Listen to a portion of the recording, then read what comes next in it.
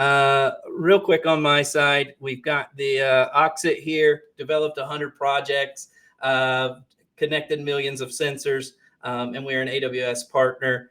With the play there is who would you want to guide you up to Everest? So I was kind of walking through and explaining this interesting paradigm where you've got sensors, data, and value. And that's sort of how you weave that together to create value in the cloud. And then hitting on that paradigm of DNA, device, network, application. So device, network, and application, having each of those kind of combining to create the DNA of IoT. And so each one of those elements, the device, network, and application, have their own problems to solve. But ultimately, weaving all those together to create a solution is how you take IoT, get that sensors, get that data, and create that value there. So kind of driving on to the next point here, I want to hit on just real briefly about devices and sensors. When you're looking at deploying solutions, depending on where you might be deploying these, you might be thinking, hey, I definitely want to use an off-the-shelf solution because I've only got, this one discrete problem I've got to solve. And so, hey, let me go find an off-the-shelf solution.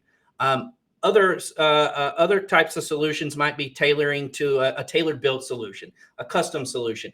This might be where we're trying to, build something spec built exactly the way you need it to solve a particular problem. So hitting on that off the shelf, I love highlighting these two examples there in the bottom right. We've got a non-invasive solution to monitoring the current coming out of a breaker there. What's really great about this type of solutions, too, is we're able to harvest energy, and we've got a batteryless design. So we're actually able to harvest energy and transmit that IoT data around the current going through it. And we can use that data to collect that power usage data to inform us around those downstream applications or downstream power consuming devices and what's going on with them. So perhaps we're going through an effort to reduce our energy consumption. We could actually leverage one of these devices to monitor and baseline what we're using before, go through that update. Maybe we're switching into LED lighting, and then actually see how that performance impacts us. Up above that is a non-invasive flow sensor. This can monitor water or gas, things of that nature actually flowing through a pipe. What's really interesting, we're starting to see these sort of non-invasive sensors, especially in the wireless IoT data area, really take hold. Because not only is it non-invasive, but it's also from an infrastructure standpoint, I don't have to run the cabling and everything I need to be able to create that operation. On the left side there, I've sort of got a diagram of all the different types of sensors that you may want to leverage and use to collect data. So while acceleration and tilt might look like just a sensor input, we may use that on a package or a pallet to understand how that pallet is. Did it have any acceleration? Did it get dropped? Did it get tilted? Maybe you've got some interesting machinery or equipment that's not supposed to. And then on the bottom right there, you've got acoustic sound and vibration. This would hit on maybe a motor or something of that nature where you're not trying to monitor the vibration of that device, but also hearing the sounds and things of that coming off of that. That could be used for, early failure detection of that motor, but also maybe detecting just changes in load or anomalies and things of that nature. So all these sensors, right? We go through the process of collecting their data, but then we translate that into value through listening to that acoustic sound or vibration and going, hey, that's an anomaly there, and that's the value chain element. So when you're going through the process of selecting sensors, there's some key elements that we like to think through and ascertain how they fit into, hey, is this the sensor for me? Is this the type of device I need, right?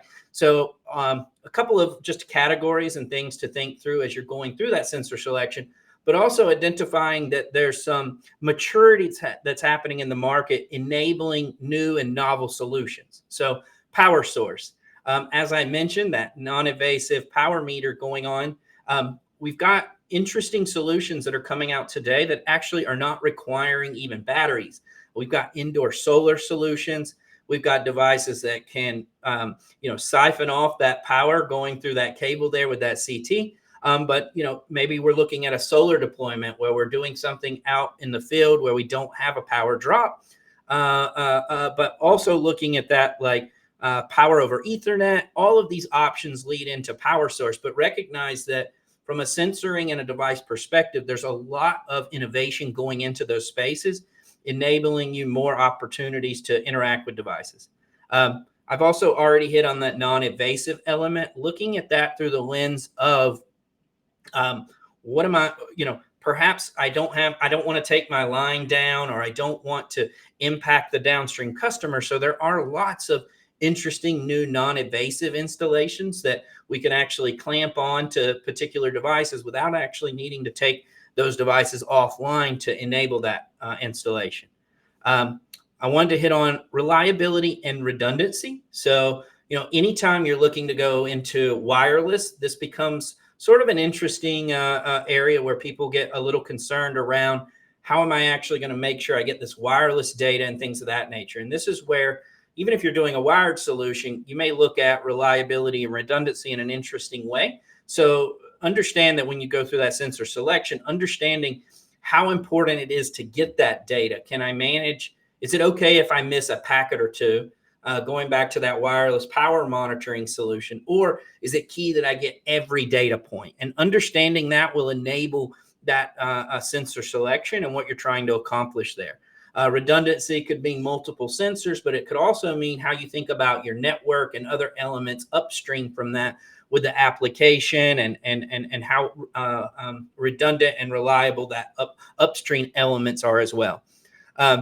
Next, obviously, today we're going to be more focused on the cloud solution, but there are applications where there's some on-premise need. And certainly AWS has some great tools to help us bridge that gap with Greengrass and some other tools where we can sort of mirror that cloud and on-prem elements. But some clients do need a full on-prem solution with no connectivity to the cloud. So there's some options there. Next is integrating with an existing ecosystem or solution. So if you have a solution, we may want to integrate with that or pull that in. And last there is total cost of ownership. So recognizing, again, that a solution is more than just the cost of the sensors. We've got the cost to deploy and install the sensors. We have the sensors themselves. Then we've got the network to actually get that data up to the cloud, perhaps. We've got to store that data. And then we've got to obviously translate that data into value. The next thing I wanted to just kind of touch on is while we're primarily thinking through a sensor mindset, I want to open up that a little bit broader to when you think about IoT, recognize that there are sensors, but there's also actuators. And this enables us to push data downstream to potentially other applications. So when you think about actuators, just recognize like sensors collect the data, actuators are taking some action in the real world. So one of the great examples, and easy to analogy here, is a leak sensor triggering a valve to shut off. So when you've got a leak sensor detects a water there, it can actually trigger that shut off valve. That same application is also we see in natural gas, where you could have a natural gas in the home and a gas meter with an integrated shutoff actually being turned off when you get that detect that natural gas there. So recognizing like there's tons of applications for actuators in valves, in lighting control, and lots of other actions you can sort of take with that data. And certainly, as you look to extensible inside of AWS IoT Core's offering, is the ability to create those like closed loop rules, engines, and things of that nature, so we can create like self-regulating systems. So, hey, X data means I should take Y action. And so the value proposition isn't just another dashboard or isn't, some alert. It's actually taking a real world action. And that can be quite powerful towards sort of realizing the potential of IoT there. All right, so I want to kind of just end on this example I think really highlights where we're going with AI and how we can start to leverage this data. So one of the things that I'm very excited about is how we're starting to look at IoT data and getting it up to the cloud and what we can do with it to change the interaction with that data. So rather than necessarily needing just another portal or needing another dashboard or alerting, we can actually interact with that data. So one of the use cases here on the left, I says, can you tell me if we should consider adding a second manufacturing line or increase the working shifts? So this is like a real world problem that that a manufacturing line could be up against. And if you had the data in your cloud there around capacity utilization, what your demand forecasting is, your equipment health, and you can certainly look at a cost analysis to really drive that. Right now, this is a clear element of, do you have the right data in the tool to be able to process it? But recognizing that when you do, we're able to interact with that data in new and novel ways. The example on the right is there any correlation between bathroom cleanliness and sales? I think it's a really interesting use case for a retail setting where, hey, if I could track, if my soap dispensers are refilled, or my towel dispensers there, when's the last time that bathroom was cleaned, and correlate that to perhaps sales, I might look at, that bathroom cleanliness through a different lens. And I might go, wow, I'd rather have that bathroom touched once an hour if I'm going to sustain these sort of sales. And you can look at the data and analyze it, not through a visualization tool, but through a natural language. And I think that's going to be a really novel new way of interacting with IoT data in the future, and something I'm very excited about. All right, Qinglun, I'll pass it over to you on your side to touch on the AWS side there. Okay, thanks, Josh. Let me take over the screen sharing here. Okay, are you able to see my screen? I can.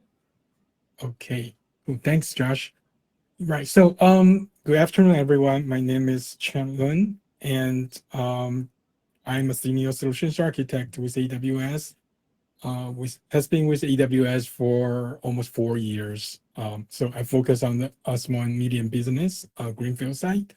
And so my day-to-day job is just help customer like you guys to find how can you utilize the services in AWS and design aware architect environment for your application. And really happy today here to work with Josh together on working with the data, right? So Josh just mentioned a lot of use cases for IoT devices where you can collect maybe wirelessly through the network but collect those data.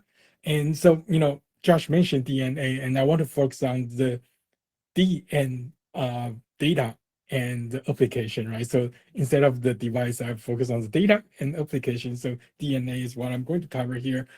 How can you, for example, now you have a lot of data collecting from everywhere. How can you feel comfortably scale your infrastructure to handle those data? And where there are data, so how can you analyze those data to make sure that the anomaly that Josh just mentioned about, how do you know which one is normal, which one is not normal, right? So where can you learn those information from? And on the end, how can you make your data relevant to your customer? So I think when we collect all those data from everywhere, the most important mindset is our customer. So how do we know what our customer want? How can we design a product which is the end application for our customer properly? So that's what we are going to cover here today. Data is your differentiator, and what is the strategy that you can use for your collecting the data on AWS, and then what are the services here can help you achieve your goal. All right. So let's start with this. You see that Josh mentioned the climb the mountain. Actually, we got an iceberg here. On top of iceberg, that's actually where your analytics need your generative AI application, right? Let's take a look on this. Is a shining application, but we talk about the data, DNA, right? So here, the data is actually the foundation for those things. We collect the data from all those devices, and at the same time, to make of those data, to make sense of those data, we might need the help from other locations. For example, the temperature for the last 360 years globally, something like that, in order to make a sense of some of the data you collect. So we want a way to be able to store and governance, right? You want the right people to see the right data, and then you want to be able to scale your data, and you want to be able to work together for the data from different sources. So that's your foundation for your data, and all of this supporting the iceberg or where your application is. So we want to see, and we mentioned earlier, who is your customer, what do your customer want? And that's, I think that's when you talk about the modern data strategy, that's actually the question. Instead of just jumping right into your the technology, we actually want you to think about what do your customers want. So customer want to understand, you want to understand them, listen to them, and proactively solve their problem, right? So every single IoT devices or data you collect, the eventually goal is to create an application where you can solve your customer's problem. And how can AWS help? Is we can help you to store and then access the data with a permission needed, and then eventually analyze those data to understand your customer and build the application your customer need. So this is what brings us to the modern data strategy. You can look at these slides that we have modern and traditional. Normally, when we start the collecting the data before, we limited on the platform we have. So we start from thinking, what can I do with this platform? And then what can I solve based on this, right? So then this, what you created is every department might have their own silo data, silo application, and then you create a bunch of the monolithic platform which is not sharing the data. So with the modern data strategy, we want to start from the mindset. We want to solve the customer's problem first, and then based on that, you design your data-centric product. And then at the same time, the people, a lot of time, the people should not just be the technical people. It should come from the product, from your product people, right? So you know what your customer want. So based on those information, you build your data strategy based on those needs instead of just straight from the technical perspective. And eventually, we want to be able to break the silo, use all the data together, no matter you collect the data from IoT device or from other data sources, they should work together to build value out of your data.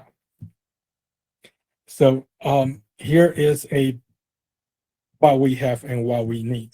I think everybody sitting here might have the same um, problem or the requirement that we have different data sources like IoT or many other things we just mentioned, and we have different needs for data analytics, right? And the volume is incredible, but we want to make sure it is performance is good. At the same time, it's cost effective. And we want to be able to manage them. At the same time, we want to be able to use different tools.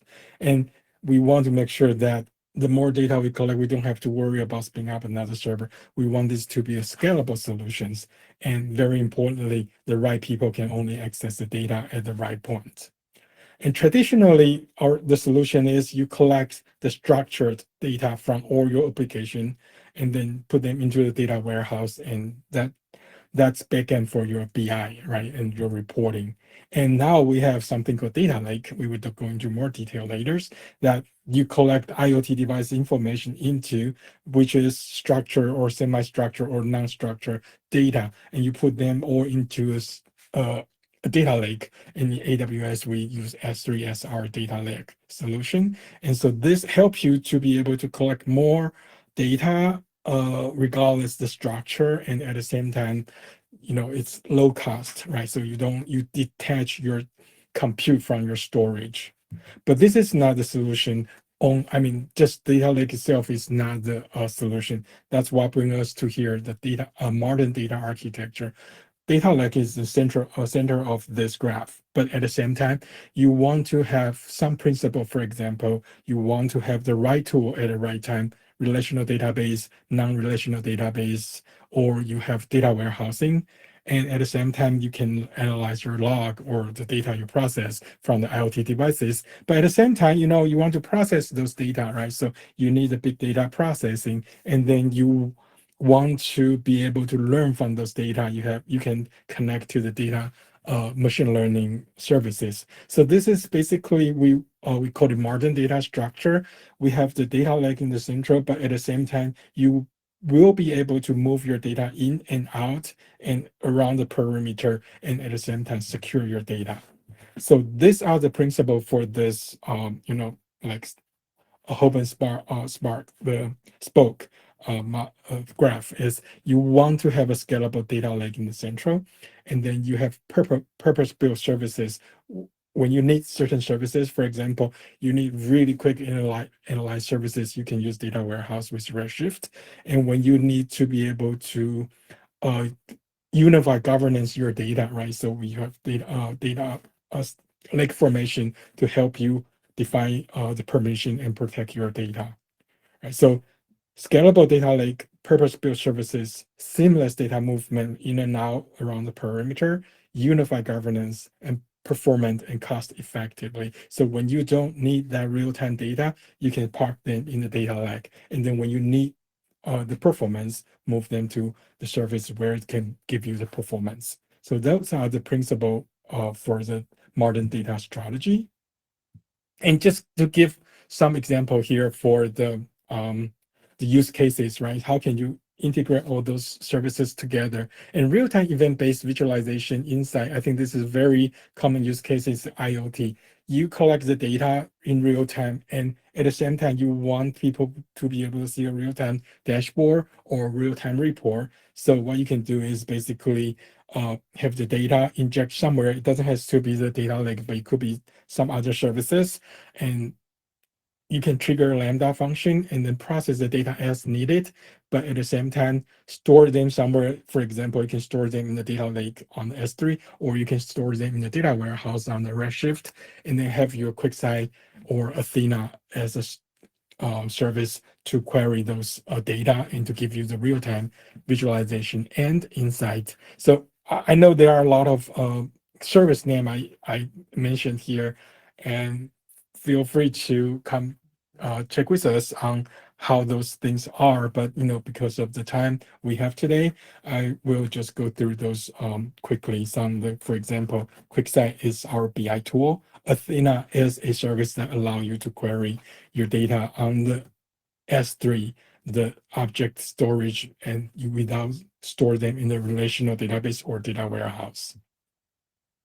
Okay, so this is another use cases here. You can give the persona-centric insight, right? So when you have data, but you have different consumer, we talk about right data for right people, right? So people who are responsible for data processing, they are the data science and they may be the data developers. So they have their own tool to process those data. And then when they process those data, they can send those data process the data into a different location and have a different set of consumer, for example, the data analytics and or the visualization for your management, things like that. So that's where you put all the services together. So in data lake, the modern data strategy is you have the service that can fit any need in this end-to-end data pipeline.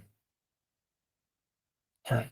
So I think this is pretty much the principle for the modern data strategy. And in the next few minutes, I'm going to cover some services in AWS where can help you complete this picture. For the first one is data warehousing, right? So even though you might have the data lake store your data, but sometimes you need to be able to process a lot of data in a given time. So you still need your data warehousing services here. And we have the Redshift that allow you to query the data on the cluster itself, or at the same time, you can also query the data from the S3, so without moving the data. So that's a very flexible data warehousing services in Redshift. And the next one I'm going to mention is OpenSearch services. That's the open source version of the Elasticsearch. So that allow you to analyze your data in the logs, or correlate them together, collect information, and then have a dashboard on that as well. So it's full managed scalable OpenSearch services. And when we mention the data processing, right, when you have the data from different sources, sometimes you have to process them. So we have the EMR, that's actually a map reducer, Spark, Hadoop cluster, and it's all managed. You don't have to worry about what compute you have to use.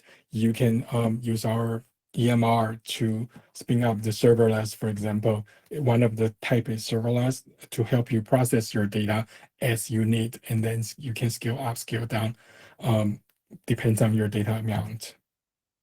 And with IoT services, a lot of time the real-time analytics is really important. So we have something called analytics, Amazon Kinesis data analytics that can help you to analyze your data in real time. A lot of time, data actually the value degrades over time. So if you can process the data as early as possible, and that's where you can get most of the value out of your data. So that's why we have the services and Kinesis data analytics with Apache Flink. All right, and last but not least, the Amazon QuickSight. That's a BI tool that help you to have a single dashboard, have an overview for the data from different sources, and then put them in the dashboard to visualize your data. And traditionally, you might need a couple of different services for report, for dashboard, for embedded analytics, or for forecasting, right? So now QuickSight include all these tools to help you just using one services, and which is the serverless services. The more you use, the more you pay. But if you don't use them, you pay for some of the licensing fee, depends on which model you choose. So that's the QuickSight services in AWS. And new to QuickSight are the capability of using the natural language processing. Like for example, earlier, Josh just mentioned how you can use a natural language to process some of the data you collect and to get insight out of that. And QuickSight is one of the servers can help you that you can just speak or just type in natural language, and QuickSight will be able to find your data source and then give you the visualization you need. And after, we talk about the analytics, right? So we also want to mention the generative AI. So that's, pretty much the keyword nowadays in 2024, that how generative AI, and we are still in the very beginning of this, and how generative AI potentially can create a significant business value for you. So I'm not telling you what you can do, but just brainstorm together here how generative AI can help you on the experience, can help you for the productivity, and how can you give insight from the location, from your data where you might not think about possible before, and then that actually can creatively create something out of nowhere, right? So generate something for you. So this is where you can, really create your imagination to use generative AI services to help your customer. And here are some of the common use cases across all the industry where you might be able to use generative AI services for, and like chatbots for the customer services, personalization, your dashboard, your catalog, or find something out of your data to help your employee more productive, and also, for example, developer, which can generate the code for your developers. And we also, with generative AI, document processing, data augmentation, right? So all those fraud detection can come from the generative AI. But at the same time, what's more important on this is actually data, right? So you can use generative AI for any purpose. For example, you can check the most popular generative AI application. You can ask question, create some story. But for a business use cases where the differentiator is actually your data, only when the generative AI combined with your data, that's where you can actually create the service like Josh mentioned earlier. How can you get those data and then create a service for your customer? So be able to handle your data is actually the differentiator for your applications. So in AWS, that's where we provide end-to-end services to be able to help you collect. You can train your own model. In this slide, you can see on the bottom, you can even use our service to train model on your own data. But I think most of the people might start from the middle tier where with Amazon Bedrock, you can use the existing LLM models and then but use your own data for RAG or the augmented processing to get sense out of your own data, retrieval, augment, or processing for your own data. And you can also have the customized capability with the Bedrock, and then you can train the Bedrock on top of the existing LLMs to get more relevant data based on answer to based on your data. And on top layer is where you can use out of box Amazon Q, help you to, but still that's use your own data store on your own environment to get the business insight to help your developer to get the visualization when needed, right? So this is full stack of the generative AI services in AWS where we can help you to achieve no matter which level you are, want to utilize your data, that's how we can help you. So if you need more information, just feel free to reach out to us, and we can definitely help you to design and understand your needs, and then design the right services to use the right services for your use cases. So that's all I have today. So Josh, that's back to you. Yeah, no, I appreciate the detailed coverage there on the AWS side. I don't know how many people we have watching on LinkedIn, but if anyone has any questions, we are monitoring the chat, so you guys could feel free to drop a comment or something like that if you'd like Chinglun or I to comment on anything. But Chinglun, I guess I was while we're sort of checking to see if anybody's got any questions or anything. Just wanted to ask you, like, when you think about all the different tools and whatnot and weaving that together, what do you think the largest challenge is for companies to really take advantage of all these tools? Like, what is the biggest hurdle to overcome in your opinion? Oh, you're on mute. You're on mute. Thank you. Just muted myself. Yeah, thank you, Josh, for that question. I think one thing that I have been working with customer day in day out on different AWS services. Definitely, I think that's a question I ask myself as well. How can we get, especially I'm working with a lot of greenfield customer or small and medium business. How can you get them into AWS with all those services up and running quickly, right? So I think I just bring at least 10, 20 different services. And I think that's one of the reason that why are you asking these questions? Because how does people know where to use that? I think there are a couple of things, few areas we can help you. One, definitely, that's why we are here, that as a solutions architect and accounting, we have met online as well, that we can find the right resources in AWS to help you and to understand your need and get you there. And second thing is with a partner like thank you, with partners like Oxit, right? So when you have a lot of ideas, I think a lot of the time the imagination might and the technical might not be on the same person. And that's why when you have good ideas and you know what you want to do, but you don't know how to do it, the partner like Oxit is definitely the the very good sources that AWS partner can help you to get you there much more quickly and easily. And but on the third part, if you have some technical resources inside in AWS, we have a lot of quick start guide, or even we have something called solutions library where it combines multiple services together, and you can with a simple deployment, if you find a solution that fits your need, and that can actually get you started quickly, and then you can actually customize the services based on your need. Yeah, I definitely agree. I think there's sort of there's a lot of options, and that sort of muddies the water sometimes with just diving in and getting something up and running. That's one of the interesting challenges. I was recently at a smart cities event, and they asked a great question. I loved it. It was, what skills do you need to be successful with IoT? And we sort of bounced around and landed on curiosity. because really, like I find that the tools and the things out there are evolving so quickly, that really you have to stay curious, to keep yourself up to speed with what's happening, but also to make a solution be successful. There's a bit of experimentation, and if you're not out there experimenting with all the different tools, you're not learning them.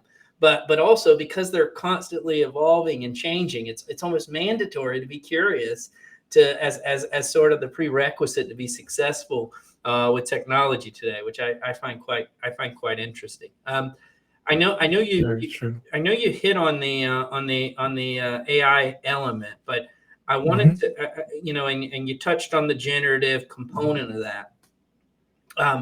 Do you, I mentioned this kind of dashboard concept, and I feel like it's starting to be challenged. Do you feel like that could be real in the future, like where we're interacting with our data, and while we may get a visual output, like here's a graph that is what you asked for, but also like being able to interact with that data, we're sort of changing the paradigm a bit, potentially, maybe not today, but looking forward to not having just dashboards full of graphs, but being able to just interact with that data and get the graph that we need, instead of just, those kind of blanket dashboards with just everything on them. Do you see that sort of future as well, or what are your thoughts on that? I think that's a very interesting question. When we talk about the dashboard, a lot of time it's just for um, executive level to take a look on, and a lot of time, even it's for example, you talk about the NOC, the monitoring centers. When they see something happen, they have to act on that. But what if they don't see that, right? There are like hundreds of elements on the dashboard.